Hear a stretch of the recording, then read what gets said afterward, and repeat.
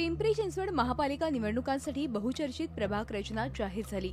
प्रभाग रचना कोणाच्या सांगण्यावरून झाली हा वादाचा मुद्दा असला तरी जी रचना झाली ती राष्ट्रवादी काँग्रेसच्या पथ्यावर पडणारी आहे हे स्पष्ट होतंय।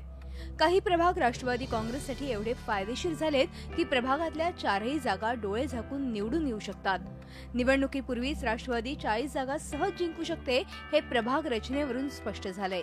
यांनी जरी म्हणजे कुठल्या पद्धतीने जरी काय डावपेच करण्याचा प्रयत्न जरी केला तरी राष्ट्रवादी काँग्रेस पक्षाची सत्ता आजही आहे आणि उद्याही 2017च्या महापालिकेच्या इलेक्शनमध्ये राष्ट्रवादी काँग्रेस पक्षाची सत्ता पिंपरी चिंचवड शहरामध्ये येणार आहे। एकीकडे राष्ट्रवादीचा आत्मविश्वास वाढला असला तरी भाजप आमदार आणि शहराध्यक्ष लक्ष्मण जगताप यांच्या चिंचवड मतदारसंघात जवळपास 52 जागा आहेत, त्यावर त्यांची पकड कायम आहे। त्यामुळे राष्ट्रवादीसाठी आव्हान निर्माण करण्याचा दावा भाजप करतंय।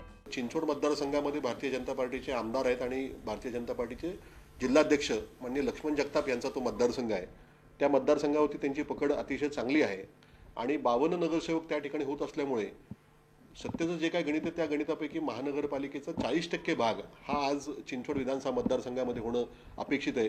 प्रभाग रचना राष्ट्रवादीच्या पथ्यावर असेल पण अखेरीस मतदार हाच राजा असतो, त्यामुळे अंतिम क्षणी तो काय विचार करतो हे महत्त्वाचं असेल। कैलासपुरीसह bureau report, Zee media, Pimpri Chinchwad. Zee 24 तास रहा एक पाऊल पुढे।